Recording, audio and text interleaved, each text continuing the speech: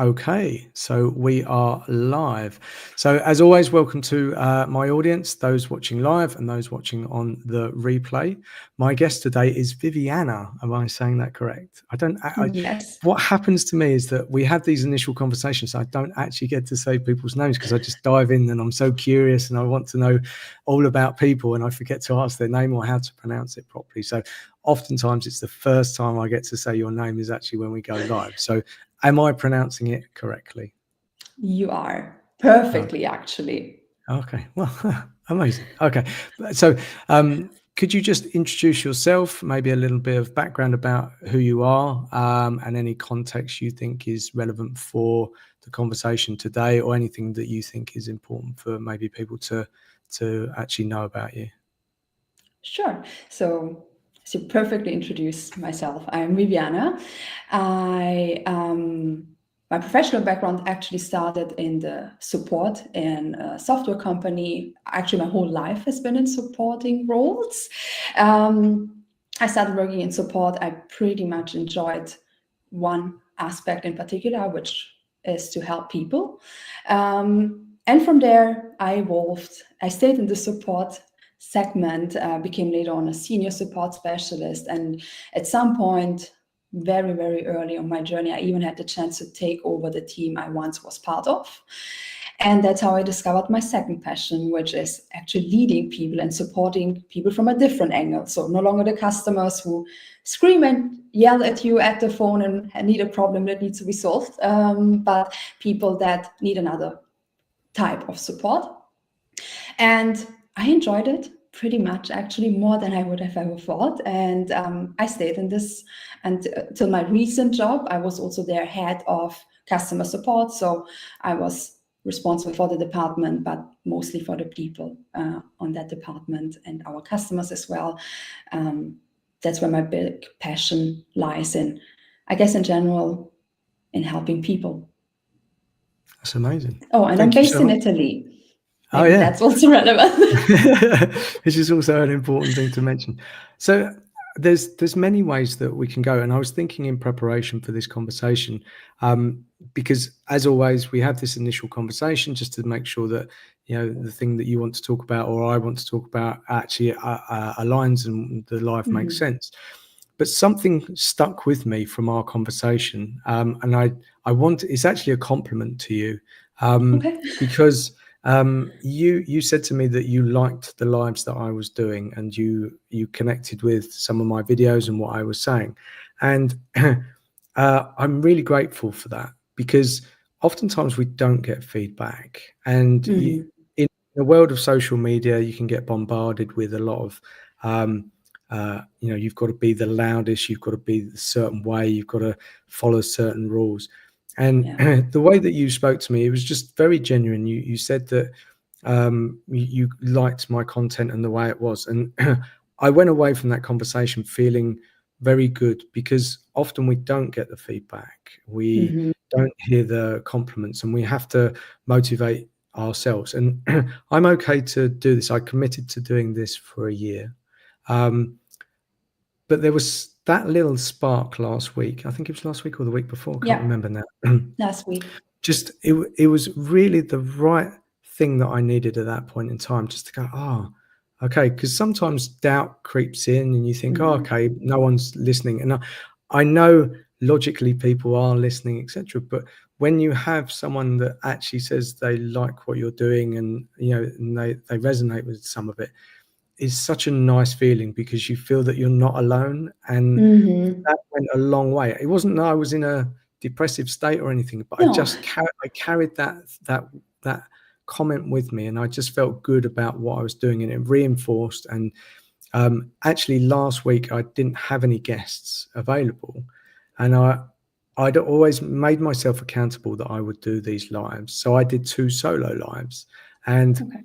rather than feeling a bit crappy about myself and going, "Oh, you didn't have the guests lined up," etc., I felt very confident about going into that I would do these lives.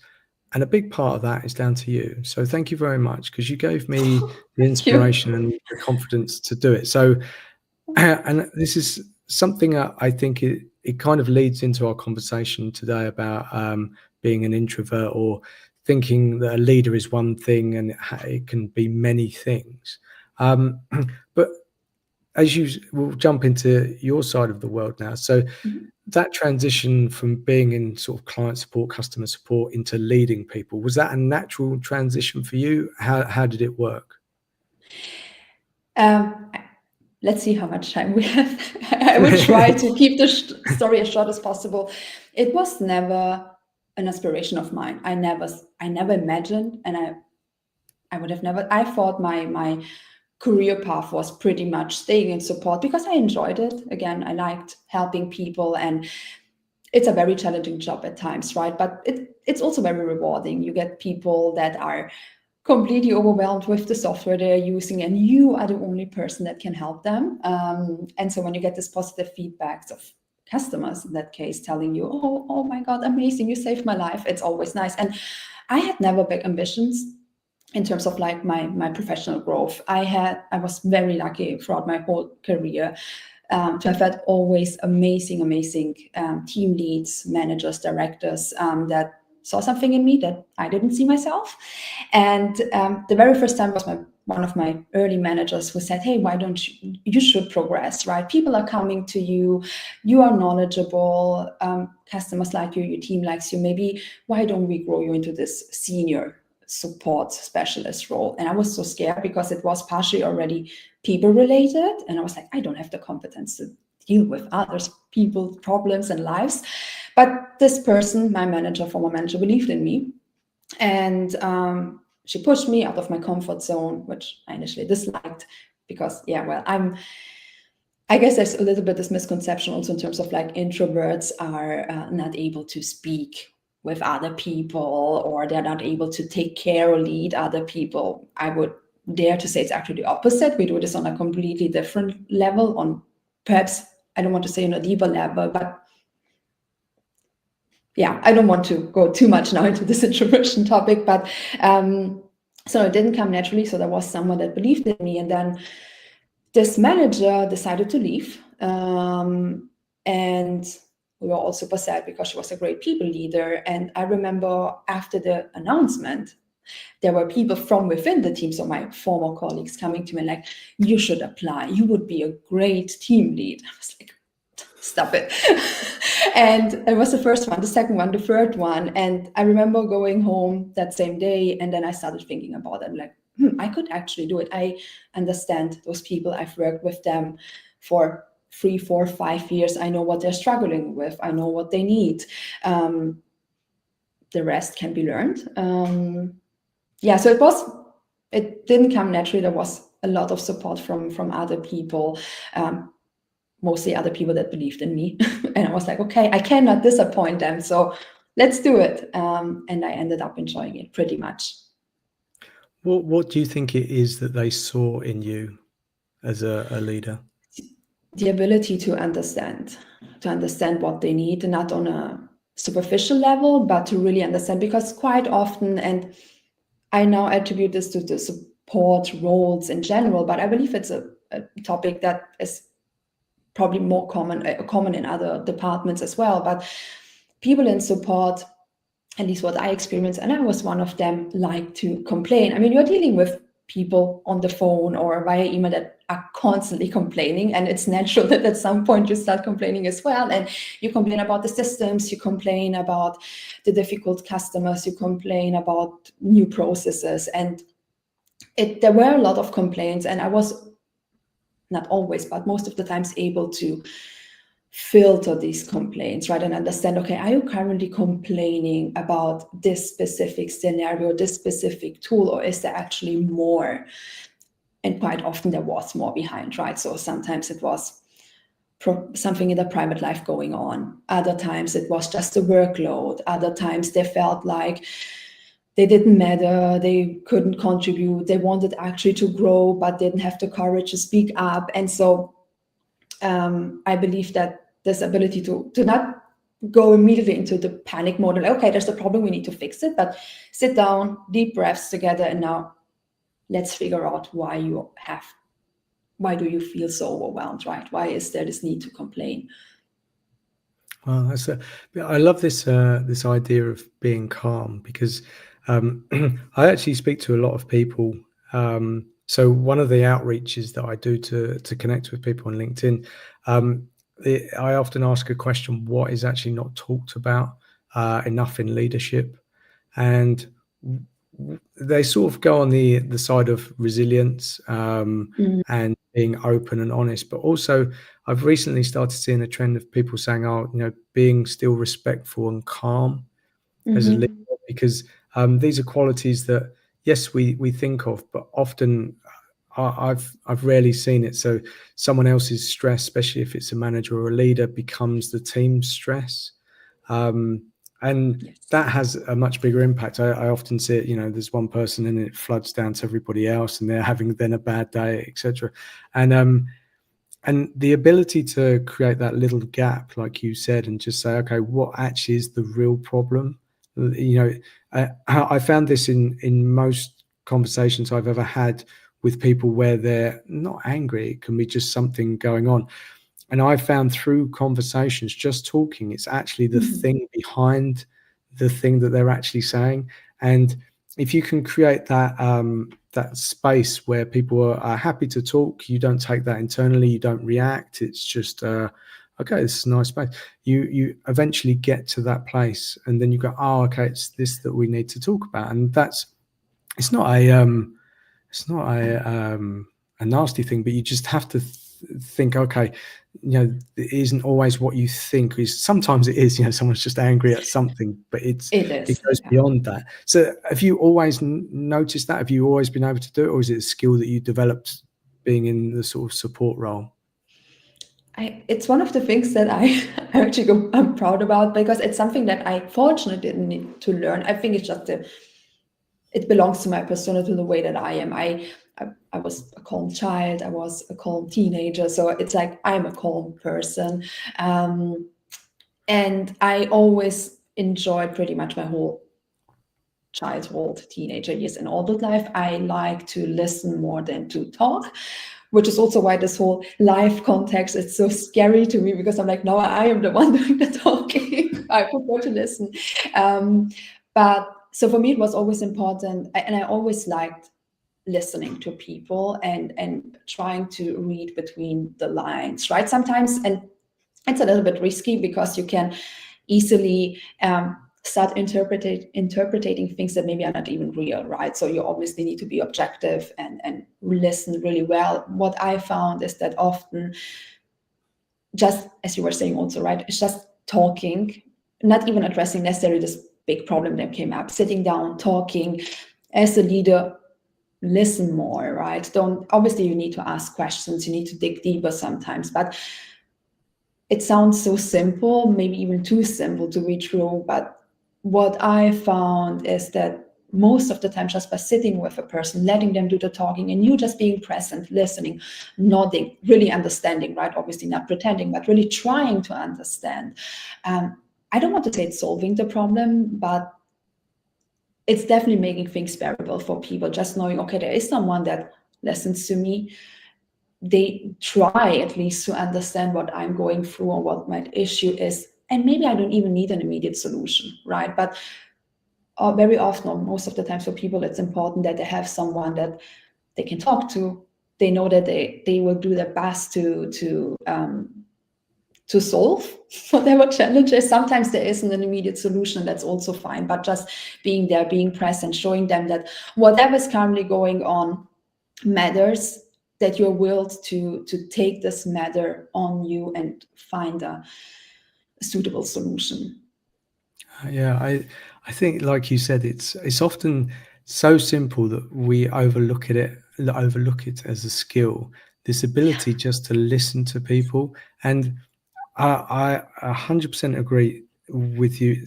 A lot of the times, people don't want a solution. They don't need anything. They just need a moment to talk, to let out whatever's going on, and it can be something deeper, of course, but it can also Yeah. be just that they're having a bad day and they need to talk and they need to reset. Excuse me. One of the things I used to do, I used to be this thing called a chief happiness officer. And I used to take people away from their desk, and we'd go for a walk. And where we were based, there was a park nearby or some fields. And we'd go for 30 minutes, sometimes longer. And we would just talk.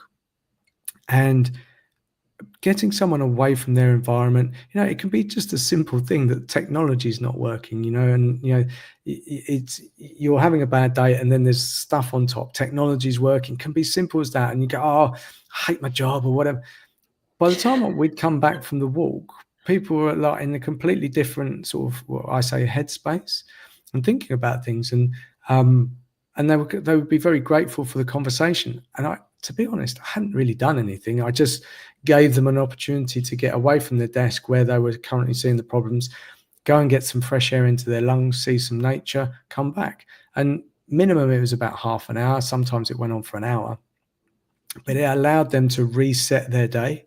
And then you could just see that they're so happy.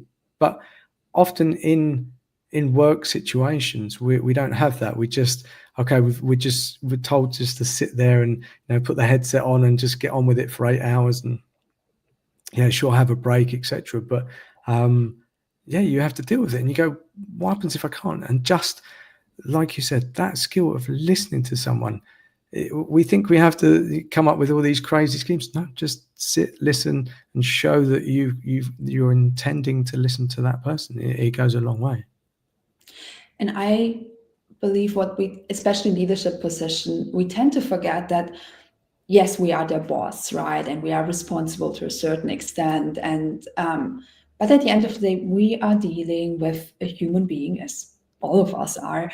And the basic human needs, be it in a relationship, be it with your family, with your siblings, or with the team that you need to lead, it's always the same, right? I remember when my parents, when this was quite some time ago, but they once told, when I moved in with my boyfriend, they told me never go to bed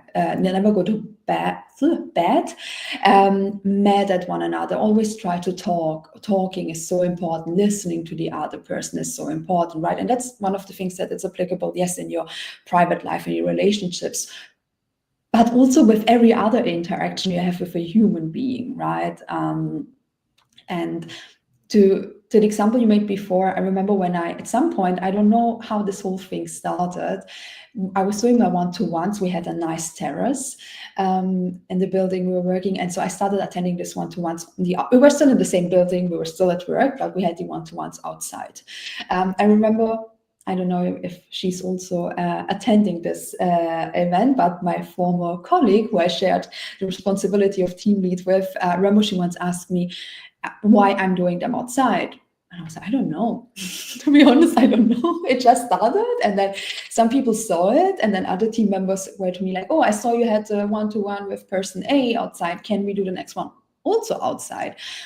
And at some point, I started noticing that although we were still in the same building, we were still at work during our office times, just being out of the office, out of a meeting room, people were more, I don't want to say willed, but I believe they were just more able to open up.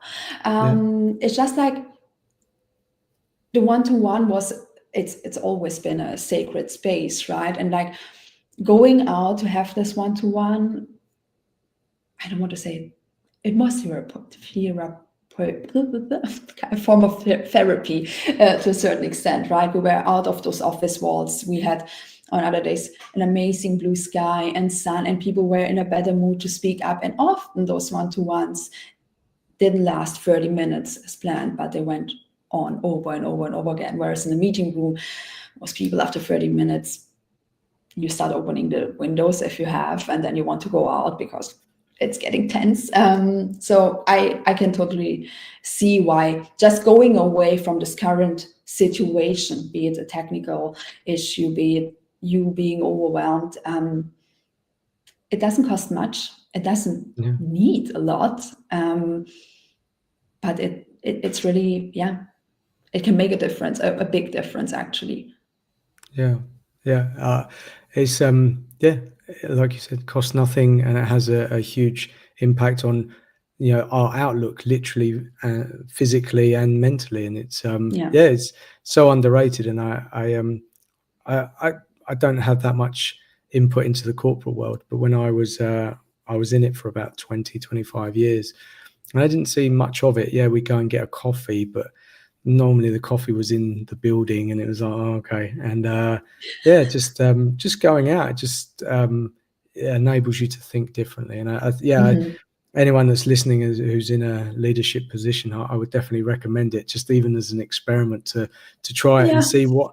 Even for myself, it allowed me for my mind to wander and to think about not necessarily the questions, because they came quite naturally, but sometimes it would allow me to ponder. And I think when I was walking, there was this nice rhythm with my breathing and the walking, and it was, and you see things, and you can say, okay, look over there, or something, and it really changed the dynamic for the person, but for myself. And it's the easiest thing in the world to do.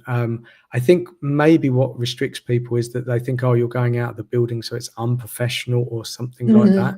And I would always argue against that, in terms of, whatever's best for the other person is professional, and that's and that should be the priority.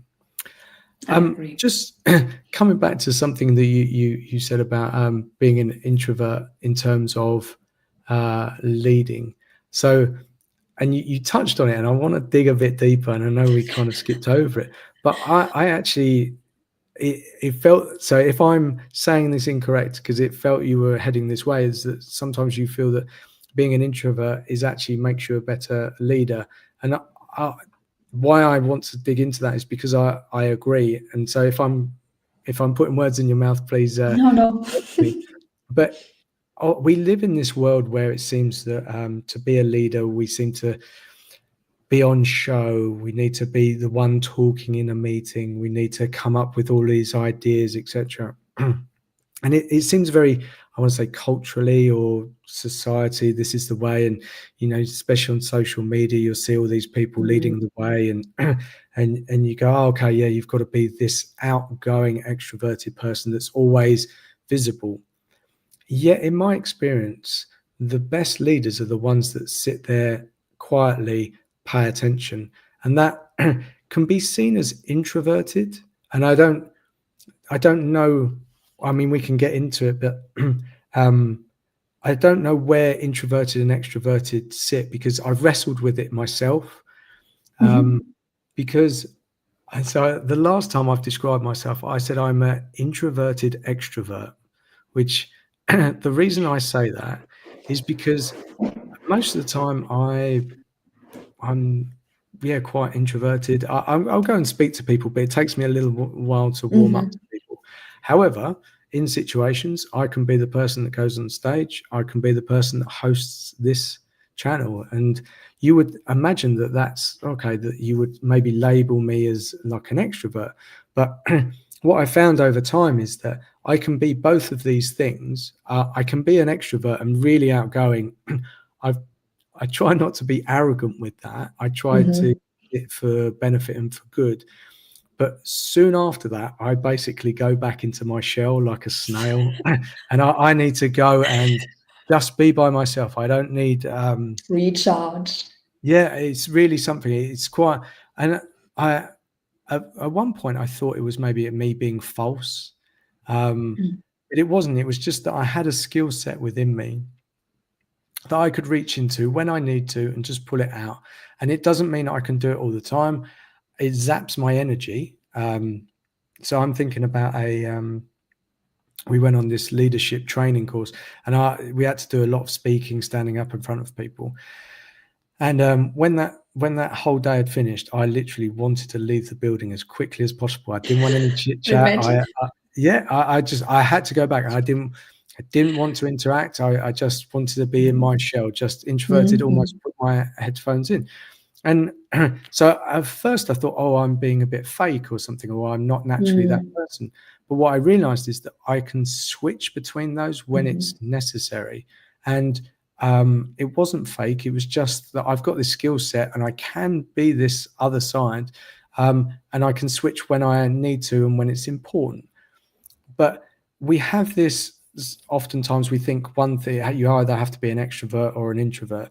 So I know that about myself. How do you see yourself? Because I know it's a bit scary to think that you're coming on camera, but there's something that tells me that, you said we've talked about this being out of your comfort zone, but you've pushed yourself. So I know when things are important to us, we push and we go the extra mile. But you are also able to show up for other people. So, but do you consider yourself an introvert, or where do you see yourself in all of that? I still pretty much believe I know that I'm an introvert. The thing is that for the longest time, I didn't even know about what is introversion versus extroversion, right? I remember maybe I was 18. There was a friend of mine, and there was an event I didn't want to go because I was like, too many people, too loud. And she's like, oh, and her husband is also an introvert. And she's like, oh, you guys are the same. You're such introverts. And if you want, then it's fun. You can have fun and you can be very enjoyable. And other times you are like completely in your shells and don't want to go out. And you are scared of even, saying a word. And that was the time where I was like, okay, what is actually introversion, right? And then, there's such a wide range, right? And introversion, same as extroversion, comes in different forms. Someone is an extrovert. We immediately think of an extrovert, of someone that is always loud and has always something to say, but an extrovert can also be a little bit quieter. And there are introverts that, depending on the situation, can be very outgoing. What I found for myself, and actually I once read there is a term, I believe it's called ambivert. So you adjust based on the situation, right? So naturally I'm an introvert. I'm fine being alone. I enjoy being at home, reading a book. I don't need this outside stimulation as much as maybe other people. But it doesn't mean that I'm antisocial, right? So if I have my people, right, I can be pretty fun and pretty social, and I can talk and speak, or if it's the right cause, right? So one is the environment. I need to feel comfortable. I need to feel safe in order to speak up and share also more of myself. The other one is the cause, right? If I know that there is a valid reason to speak up. I make a very practical and real example. Typically when there were bigger team meetings in the leadership teams, right? And there was nothing for me to add. I was quiet during that time. There were other people that always had something to say, which was fine, but for me, there was no real reason. If there was anything unclear, I would ask. Otherwise, I was basically sitting there for 45 minutes listening to the news. But if there were topics where I had previously feedback from the team, or I saw things going into a direction I didn't like, then I could speak up because there was a cause that mattered. It was a thing that I didn't want to left unspoken, right? So I was able to speak up because in this moment because my team wasn't there, I was representing the team. So I felt responsible for the team. So I knew I needed to speak up and talk. Doesn't mean that I liked it, but I did it. And then I can also be then very convincing and stand my point if it's important enough, right? To summarize it, I consider myself an introvert in the right situation with the right people. And I said this to you last time, right? It's a challenge for me, this life, but I felt right from the start so comfortable with you that I was like, if I'm going to do this, then it will be with Colin, right? Because I was like, I'm feeling comfortable. I feel like there's a genuine connection, right? And then I feel it's still scary, but I feel more comfortable doing certain things, right? I hope that answers the question. Yeah, it's you've said quite a lot, and I was, as you were talking, I was imagining my working career, and I think so I'll just touch on this point before I get into the kind of how it shows up in the office. But we seem to be in this world now that everyone has to say something. So when you were saying, okay, you were happy to sit there for 45 minutes and listen to other people talk, and unless there was a point that you either disagreed on or you wanted to put across, then you were happy to sit there and listen. I was thinking how productive meetings would actually be if everybody had the same rule for themselves, because I feel I've attended so many meetings where it's just gone round and round in circles. People have just said stuff because they felt that they needed to or should, which actually didn't have any value and derailed it. And it's okay that everyone agrees. And I think if there's silence, okay, then there's silence. But I also then believe that when you speak up, when there is a moment where something needs to be said and you say it, that has even more power, because if you're a person that just goes into every meeting and just talks over everybody, like it's just effectively it's noise. Do you know the cartoon Charlie Brown? Yeah. The teacher just has this wow wow wow noise and you can't actually understand what they're saying. Reminds me a bit of that. And but actually, when you sit there and quietly, and it's not that you're not paying attention or anything, you're listening. But when you do say, I think it's super important that the people around you need to listen. And I think this is often misunderstood, and like people, the dynamics in all of this become sort of messed up. People are talking when they shouldn't do.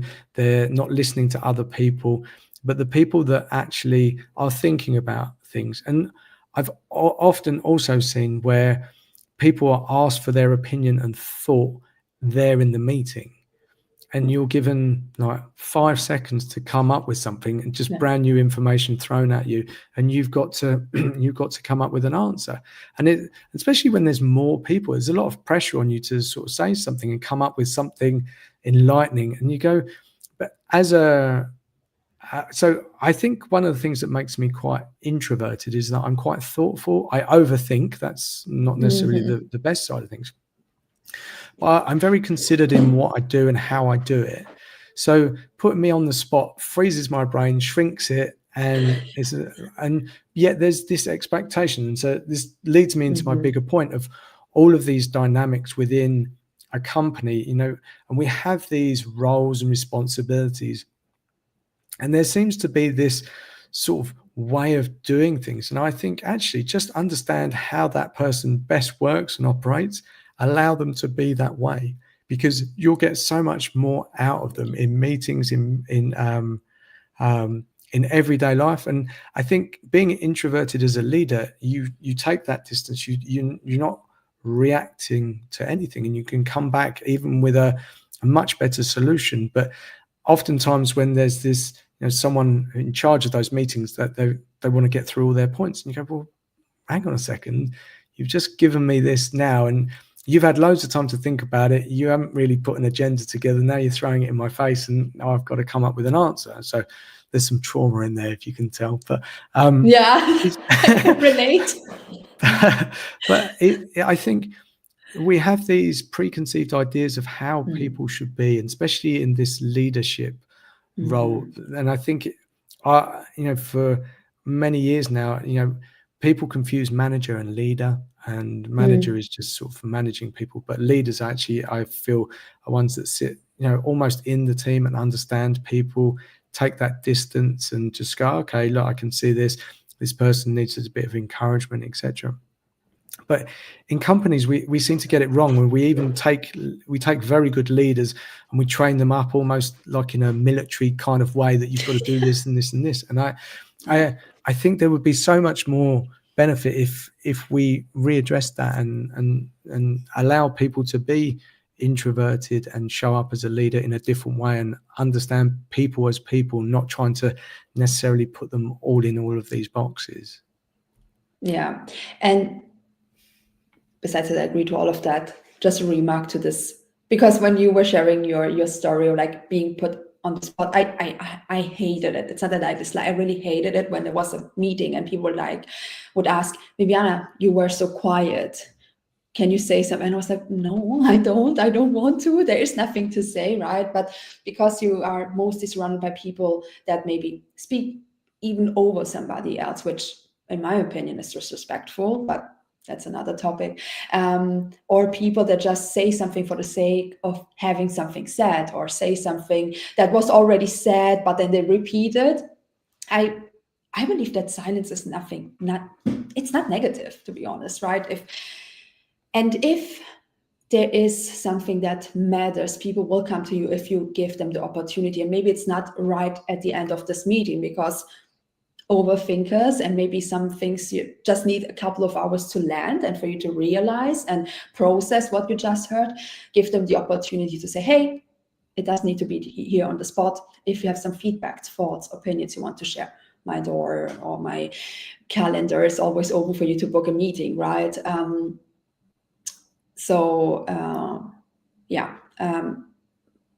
actually lost again my train of thought. There was something that should have come with that.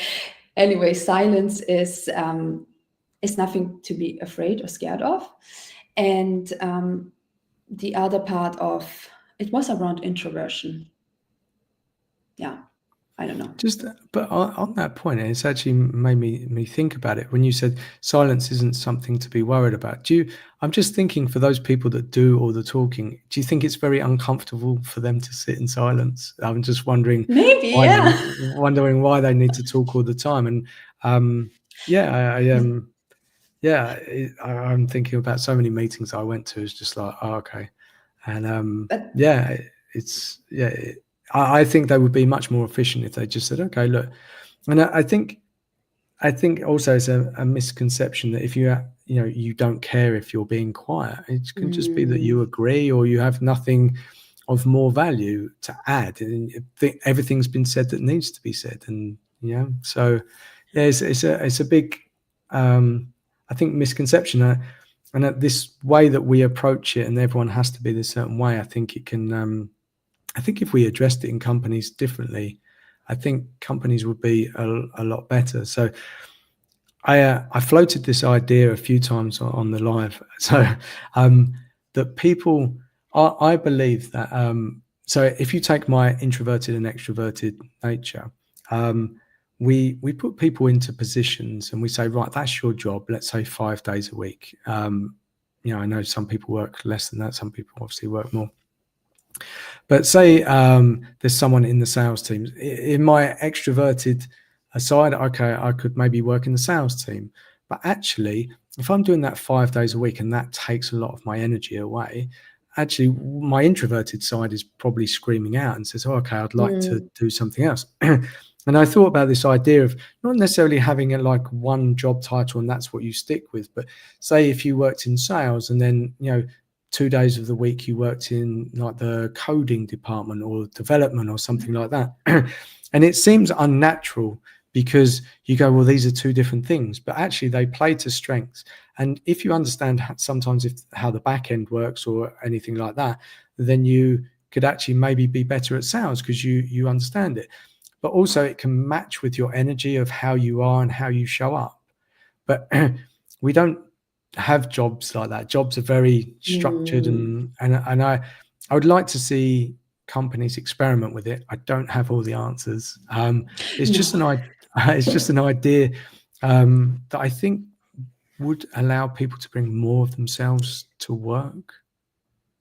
When I said before, I'm living in Italy, right? But this only the last 3 years. Before I worked and lived and was actually born in Germany. And I remember when I actually had my very first job, we had this apprenticeship of 2.5 years. And within I believe the first 12 months, I don't want to say something wrong. I believe it was 12 months. You were checking, first of all, it was also a producing company, right? So they're producing their own stuff. So first of all, the first 3 months, right after you started, you were in production. You were seeing from how is the product actually created from, that's the first step to the last step until it's ready to be sent over to the customers. And then afterwards, you were undergoing, because I knew I wanted to be into an office job. But I had the chance to actually explore for 6 weeks or 8 different departments. So I was in the finance team, I was in the post office, I was in the sales as well. But it was a mix. It was a little bit sales, the position I ended up with, but it was not cold calling, it was people calling you and wanting an advice on what they should buy. So it was a little bit easier. And I thought that was actually quite interesting, right? Because I had the possibility to discover an office job, but at the same time also I was with the IT team even, right? Where I knew it, that wasn't my world, but it was still interesting. So besides acquiring a lot of skills that I could use later on my job, right? I had the possibility to choose, right? Because I knew I wanted to go into this team, but I could have ended up with enjoying the accounting department actually. And I would have had the chance to say, you know what, I will stay here instead of proceeding elsewhere. And I know talking about it, it's always easier said than done, right? But I could see this like this, maybe even exchanges, right? That could take place on a regular basis, maybe once a quarter, where people from sales and finance team or finance and marketing team could just exchange, because I believe when you start doing your job, you become at some point super good in doing whatever you are doing. You also enjoy it, but maybe you have other skills that never came at the surface because you continued on this path, right? At some point with 20 something, you decided you want to be in accounting, and that's fine. But maybe you are a sales I don't know, a salesperson, sales guy. You just never had the chance to explore these skills because you have been doing now what for the last 15 years accounting. And I believe it could be also interesting in terms of like giving people an opportunity to explore their own strengths and maybe see what are other departments doing. If it's not helping and people will still decide to stay in whatever team they came from, at least you create, and I believe that's even more important, you create an understanding between the different teams. What I feel is that, and the bigger the company is, the more you see it, that you are one big company with one big goal, but there are, at the end of the day, different departments working autonomously, right? And talking from support, we were always complaining about the sales teams, right? And I know that the sales team was complaining about support, and then there was finance complaining about both of us, right? I remember I had also a team lead who once said to me, it's important to have connections in the different departments, right? And to exchange, right? To let them understand why you are doing certain things, right? And have them also explain to you your point of view so that you don't create these barriers at some point, right? So yeah, I believe it could be great if we could see something like that in future where people could explore maybe different areas, and why not even uncover that actually they have another passion beside what they were currently doing. So yeah, it's it's strange because I mean I left school a long time ago, but when we had something called a careers advisor, and okay. basically all that meant is that you answered something like 20 questions on a very basic computer system, and in the end it said you are suitable for office work, you are suitable for working outside. Same. Probably about 4 or 5 different things, and it was like, what? So actually, when I didn't go to university, I basically applied for a load of jobs in London. Mm-hmm. And I took the first one that was given to me. I didn't have, everyone says, why do you want to work for this company? When you're starting out, you just want a job, but Exactly. that apparently that's not a good answer. You go, I will do the best job I can, but I just need a job. And it's not through desperation, but it's this strange, almost like this dating scenario where you have to say, oh no, because I see myself in you. And it's very strange. You should just be able to be honest and say, look, I'm out of university, I'm out of school, I need a job, I need experience, I'm happy to take this job, you're going to pay me, you'll get something. And it should be just honest, but you have to do this weird dance of, okay, it's, it's fine. But with that, and to your point, is that we often fall into jobs and to situations through necessity or something like that. And we don't explore, we don't have that ability to explore. And so I know that a lot of people, especially my parents' generation, they did a job that they started, 30, 40 years prior and didn't actually look left or right because they got good at what they were doing because they've done it for 30, 40 years. But And then I was thinking about you in your scenario. You went from client support to being a leader of the team, and that actually materialized, fortunately, throughout your team. It wasn't that you had to go anywhere else. Yeah. But just imagine that works when you go and visit all these other places, like you said, like these other departments. And I think we don't invest enough in actually going and seeing, because people think that it's often Simon, oh no, we're under resourced, we can't afford to put someone else in another place. But just imagine that you take someone and you put them in a place where they come alive. They're absolutely 100% perfect for that job. What value can that add to the company, to the person, to everything, the people that they're around? It's literally like, I would say, like screwing in a light bulb and everything comes alive. Yeah. But we don't do that. We just go, no, right, you sit in that seat, you do that. And again, it's very short-minded, because we haven't had that exposure. Oftentimes when we move jobs, unless you've done like a big wild move to something completely different. Mm-hmm. And I think that tends to happen maybe later on in people's careers, because they've maybe got to a level and they go, okay, I'm going to try something else. But most of the time, you kind of follow a linear-ish path.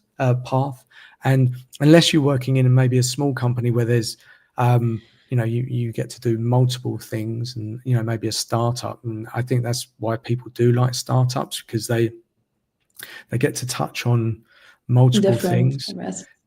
And but I think, that route of just going and doing a tour and having, and like you said, at worst, what you've got is connections with people. You understand them better. You can have better conversations. You know who to go and speak to when there's a problem, or who not to speak to, which is often Yeah. the thing. And we don't do it. And I again, most of the time, I think it's a resource thing, or I don't know if the companies just think it's more hassle than it's worth. What's your opinion? Probably. I was also thinking, why we're just talking about, like, it's linear, right? So once you decide at some point, be it after university, after school, at some point in your life, you're like, okay, I need a job. Because I believe that's applicable to, I don't know, 85% of the people. There are very few people at a very young age that know what they want to do, right? It doesn't matter the degrees you got, you believe you know what you are going to do, right? But ultimately you haven't done it before, so you will find out if that suits you or not. But once you started a job, like in my case, support, right? And when I moved away, I was taking a look at job descriptions, and I was like, okay, I want to switch companies. Let's see what's there. And my first thought was obviously like, okay, I need to stay in support because I gathered now this experiences the past years. But even if I would have tried, I didn't try it, so maybe it could have worked. But even if I would have wanted to apply somewhere else, right, the job description have certain requirements, right? And they will be like, at least, so if you want to all of a sudden become a sales representative, most job description will tell you need to have at least 2 to 3 years experience in B2B or B2C sales. Or if I want to, because that's one of the things where, like, oh, I really like the people aspect, maybe I could go into an HR role, right? But the requirement list is long and I don't fulfill most of the stuff that they're requesting, right? Be it starting with the studies to having had experiences in HR before. So I feel like once you start your career path, it's quite hard to move out of this path you are on and maybe discover other areas that could be suitable or not. The only chance you have is, and I believe that was a very good example that you mentioned with a startup company where things are not too strict yet. So you can have the possibility there to start in support, but end up doing marketing, because at some point there was a free position in marketing. You always enjoyed marketing. The marketing team says, you know what, come, we will train you on the job. You end up enjoying it. And should you ever decide to leave this company, you can use your last reference, which was in marketing. Otherwise, you are basically stuck with the first choice you made when you were super young, and you need to stay with it basically your whole life.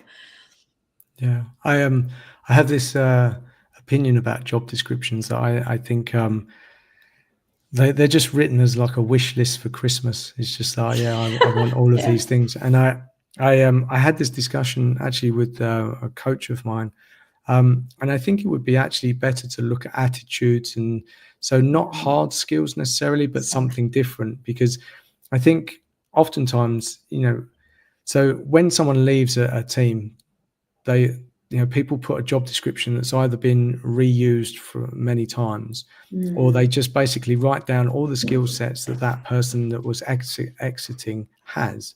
But then you're just replacing someone, and you're looking for basically that person. Now, the sad part is you're trying to replace that person. Why did you not hang on to that person in the first place? You've let them go. Did you not invest enough? And it might be that they're gone. But also, it's a great opportunity to see what's missing. And I heard this a while ago. It was about hiring for attitude rather than skill set, because systems are systems. They can be a bit complicated, and I know that there's some certain systems that can be very complex, and you need sort of background in maths or something that's important. But most of the time they're logical systems, and there's an input, there's a process, there's an output, but it's how you approach that. And I think if you have the right attitude to learning and to connecting, but also those soft skills, and I think this is, it comes nicely back to this whole introverted piece, that I think even in interviews, they can be such a moment where you don't get to show your skill sets off, because you're in a room, maybe being interviewed by one person or multiple people, and again you're trying to explain who you are, etc. And that's very difficult. If you're introverted by nature, you might not be the sort of person that says, oh yes, I'm this and I'm this, and you kind of go, people are overlooked purely because they didn't, they weren't talking loads in an interview. But actually, if you understand, and again, this comes to your point, when you understand a person, you have a conversation, if you put them at ease and they feel 100% comfortable, they will tell you who they are. And if you're wise enough to see beyond all of that, you can really get some amazing candidates. And if they are introverted, great, they might be a better fit than the extroverted person that's going to talk over all the meetings. So I know that's a generalization. No, please, obviously we don't want to offend. All extroverts, please don't hate me on the internet for that. But it's and I think it's, as interviews can be such a scary moment, and especially as you talked about in a job that you might not even feel comfortable because it's slightly different than the thing that you were doing before. So I have one good example. It's a couple, but when I started my leadership career, I don't know when I received my first leadership training. I believe after a year or so, because anyway, it took a little bit. So my first year basically was going blind, hoping people would give me feedback if I would mess something right. And I remember shortly after, I believe 2 or 3 months after I was officially promoted, I had the chance, my team received 5 new openings. So it was my first time hiring and interviewing. I didn't know what to do, right? So the only thing I knew is like, okay, I will contact. So there was first the HR call. So HR was already doing the first screening, and then the first interview with the hiring manager, and then there was the final one. And I remember I had this was a phone interview at that time. And I remember I was probably even more agitated than the candidate, because I was like, what should I ask? And I was like, you know what? I will try to be the interviewer that I wish I had. So someone that is putting me at ease. I will not ask them about their skills, because if I like them, there's still the second interview to check their technical or whatever skills are required. And it was also my very first hire. And I remember I was talking to her, and then we got along, and I remember the phone call ended with like, thank you so much, because it felt like talking to a friend. And ultimately we ended up hiring this person. And what I wanted to say is I hired a couple of times for the skills, right? Because people had amazing skills. We needed exactly this person where I was just like, you know what? Maybe we will not become best friends, but you have amazing skills that I need in this team, so I will hire you, right? And I hired people with 0 skills. Well, not 0 skills, but 0 skills that were matching this position that we were replacing, and I hired people for attitude. And obviously the start, if we put the person with the skills and the person without, the start for the person without those skills is obviously harder. They need to spend more time in learning the systems, learning the jargon of this whatever industry we are from. But ultimately, there's a point, maybe after 8 months, where both are on the same level, right? And the skills, yes, you can build on them. You can learn more and do more, and yeah, but the skills, they fade. I don't want to say they fade after a while, but the person without skills will eventually at some point be on the exact same level with a big plus, which is the attitude that brought them in, right? And attitude, as I said, is something that I believe certain things can be learned also along the way, but certain things you simply don't or do have. And if you hire for attitude, you will rarely be disappointed. I was never, fortunately, when I took this decisions. I remember once we hired someone that had a completely different background, a teacher. So 0 experiences in software, 0 experiences in customer support. And I was like, if she can deal with kids, she will be able to deal with customers. Best bet ever. So Really? She's still working at the same company that I hired her for. So yeah. That's amazing. Yeah. That's I love the idea that actually from different industries, because again, you know, I came from finance in the corporate world, and people kind of hired, you know, sort of within.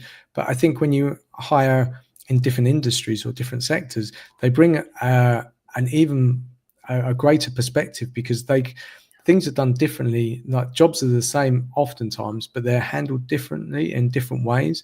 There might be different systems or different processes behind them.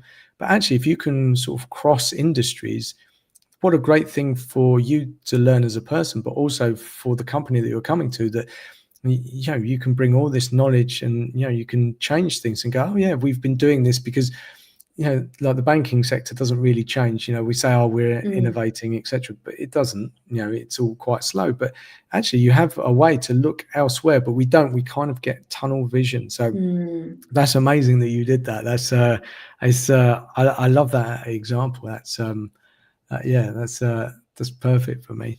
One thing that keeps playing on my mind as we're having this conversation. So my introverted side basically allows me to sort of sit back, and I seem to be able to see patterns and see things. And I never really thought about that. I just thought that people did that anyway. People could just see things, and I don't mean I see dead people like the Sixth Sense, but I see things that you know, patterns in people, the way things are, and I see oftentimes like the bigger picture that's at play, not just the thing that's going on. And I just assumed everyone was doing that. And then through conversations with people, I realized that I actually have this skill set to be able to do it. And I'm wondering, because the more that you talk the introverted side, do you think that's a skill that's comes from being introverted because you take time and distance? Do you think all introverted people are like that, or is it just you and I? Because I can see it in you. But that's what, I was like, that's definitely an introverted thing, but I don't know. To be honest, I don't know. I can't really see how this could be a special skill that comes with being introvert. But I remember I had similar thoughts years ago when I was wondering why certain people were not behaving the way that I would have behaved in a certain situation. Like, how can they possibly not see where this all is leading, right?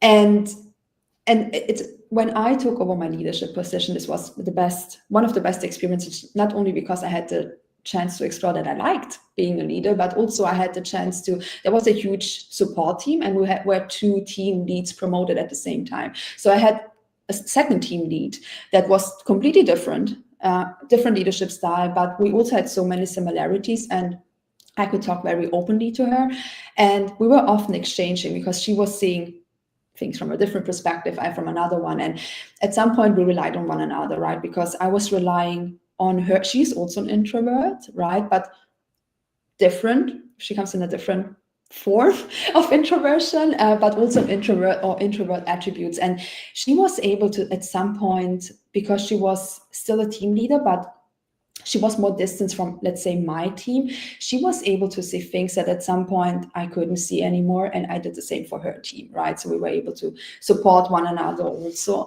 And I remember I found myself in situations with other leaders, or in general with other people, where I'm like, can you not see that there's a pattern, right? There were employees that, this is a classic example, but I believe every leader knows a person like that, that tends to be sick in a regular cadence, right? Or tends to come into the office late on certain days. And obviously, we said it before, talking and listening to this person, that's the way to go. But there were people that were just like, this person is actually a high performer, right? So they can basically do whatever they want because they drive results.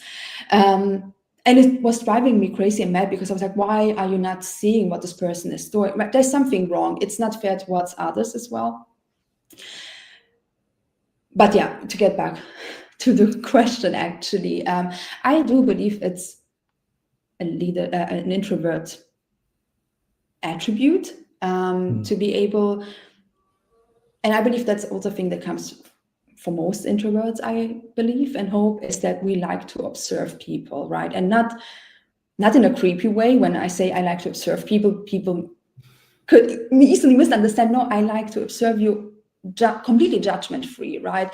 I like to observe people's behaviors, people's responses to certain things, right? Because I want not only to listen and see what they have to say to certain scenarios, but I also want to see how their body responds, right? And we all know there are those typical body signs, like crossing your arms, that typically is like, something isn't going too well. But I want to, especially when I lead someone, I'm not judging. I will always try to not judge any person. Doesn't matter if I'm leading them or not, but I take a couple of weeks and months of time to really observe and even scan you to understand, now in your case, who is Colin when he's normal, when he's relaxed, when he's angry, when he's frustrated. So that at some point I have kind of a body scan, and then I can easily tell in a year from now, in 6 months from now, without you needing to come to me and tell me, oh, I'm having a bad day. I can anticipate it and make also the conversation for you easier, and start, for example, a one-to-one and be like, Colin, I noticed the last couple of weeks you have been more distant or more silent, and then mention whatever this difference was from your normal behavior. And typically you get amazing conversations when you do that, because people will open up. They appreciate that you notice these little changes that to most people go unnoticed, right? Because every person, every human being, every adult at some point learns to mask themselves, right? And put on a mask depending on the situation. And that's what I want to avoid, right? I want to create the space, be it as a leader or in general as a person, where people don't feel the need to wear a mask, at least not when they're talking to me.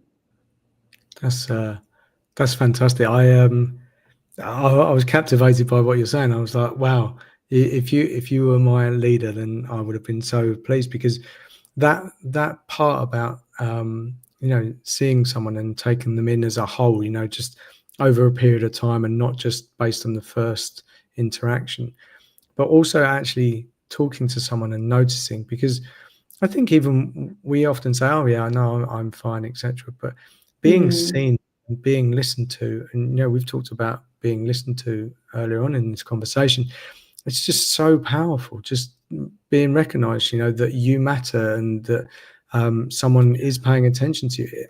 Honestly, it goes so far. And having you as a leader, I would imagine, would be absolutely fantastic. I love that, because again, we entered into this conversation talking about leadership, and there is this preconceived ideas that people have to be a certain way, and throughout this conversation, I was always convinced that introverted people have so much to offer. And I think often the thing is that they may not believe in themselves because they look at other people and go, okay, that person's, you know, extroverted, and I sort of sit in the sidelines. So it's easy to overlook ourselves, and so we don't put ourselves in positions of, okay, I'm going to go for this because, you know, we don't want all the attention maybe on the spotlight. But the reality is there's so many benefits from being in a position, you know, as an introvert, for yourself, for other people, for the company. And so I think if there's any companies out there listening and, you know, they're struggling with their leadership, you know, have a look, you know, what type of people have they put into those positions, because there's definitely a great alternative. And I think, I think that's something really people should pay attention to. And to every maybe introvert listening, it took me quite some time also, and that's also why the whole reason why I believe I never envisioned myself as a leader, because the leaders that I saw were extrovert, or at least what we would define an extrovert, or what I would define an extrovert. So they were always loud, always busy, always in a hurry, right? And they never stopped talking, and they always had opinions on everything, and they always had an answer. Doesn't mean that the answer was correct, but they always had an answer, right? So I was like, I'm not that person, so I'm not a leader, right? And when I was, again, that's why I said earlier on, I was lucky enough that I had, and I know many people don't get this opportunity, but I had amazing leaders seeing something in me and wanting, and again, I'm so lucky, I know that I am and was seeing something in me and promoting this, like, okay, you are different, but I see the value you could bring to this team, right? With not being an extrovert, and with being and working with me on becoming an adequate leader. So not, and it's not, it's a little bit of an identity change, right? Because certain things you need to do as an introvert, which you don't like, but you will learn how to deal with that. But what I can give as a suggestion, and it's a thing that I started quite late, which was last year only, I started working with a coach. I was initially like, coaching, that's not for me, right? I'm doing this job not long enough. I know what I'm doing. And I was so surprised about how much of this introversion I was actually still carrying with me. And I would even go that far and say that if it wouldn't have been for this whole coaching journey I've been on, I would probably not be today on this call with you, right? So kudos to all the coaches listening or not listening and watching later on the recording, and to introverts specifically, but in general, I would say get a coach. Be very picky. You need to find the right coach for you. So do discovery calls, get a coach. It's an investment worth taking. Yeah, I love that, and I think coaches are amazing. But to your point, the right coach, because I think there are many coaches out there. Not all are created equally, and I often think that find a coach that's been through something. So you scream out to me to be a great coach, so I know maybe that's something you sort of digging into, and we can touch on it in a second. But I'm conscious of time because we could talk all day. But I think you know, oftentimes social media is often one of those things. It's a blessing and a curse. I always say this: social media has allowed you and I to connect and to have this conversation, so I'm very grateful for it. But at the same time, we're bombarded with images and portrayals of how people are, and we think we have to measure up against that. And I think, you know, if you find a coach or someone that's been through or is similar to you or understands you as a person, fundamentally as a person, and can help you move to the direction that you would like to go, that is amazing. Don't go for a coach that is the exact opposite, because they won't understand you. They'll push their agenda on you. And so doing the background research, finding the relationship, finding that the person sees something in you. Again, that might be an introverted person that just takes a little bit extra time. But yeah, it's fundamental. I think, you know, we underestimate the value of a coach. And I've had lives about this conversation, you know, in football and everything like that. We have coaches constantly, and, you know, in any sort of sport. Yet when it comes to business and everything else, we go, oh, no. And I actually think that companies should invest in coaches, external coaches for their people. Yes. And not force it on people, but allow people to go, okay, look, these are the people, and pay for that, because the benefits, are far greater than you will see. Because, and I wrote a post about this morning. Some things are intangible, but you will see it, and over time, and it's just not instantly. So, I think that's an amazing point to end on, because if we don't, we're going to carry on. I know. But that idea of a coach is amazing. But I would also say that you are probably one of those people that would really help a lot of introverted people as well, be that under a heading of a coach or just someone to reach out to. So, which leads me on to my final point: where should people come and find you? Because if there are people listening now going to want to get in contact with you, and where should they best find you? On LinkedIn. I keep saying this on my posts. I don't want to call myself, because obviously I didn't do anything around that. I don't want to call myself a coach or a mentor. I could maybe be more comfortable with being a kind of a mentor to someone. If someone is struggling currently in considering to become a leader in mid-management specifically, because that's where I've been leading my whole life, my whole career, I'm more than happy to exchange, share my thoughts, my opinions, be supportive, because again, I do strongly believe that maybe I will not be able to solve the issue, the problem, but just sitting down with someone that understands you, that went through a similar journey, sharing their point of view, sharing their perspectives, it's not solving anything, but it's helpful knowing that, and that there is somebody that is trying to understand you, that is willed to help you. And to get back to what you mentioned, social media, I have a love-hate relationship with it. Love because of LinkedIn, because I'm like, it's a great platform. Sometimes I'm also annoyed, because I'm like, okay, there are so many people sharing advices and how great they are, and I'm still here with my few followers. But those followers that I have, I know they are real. I prefer to grow slowly, but with real people, real connection, people that can really relate with what I'm sharing.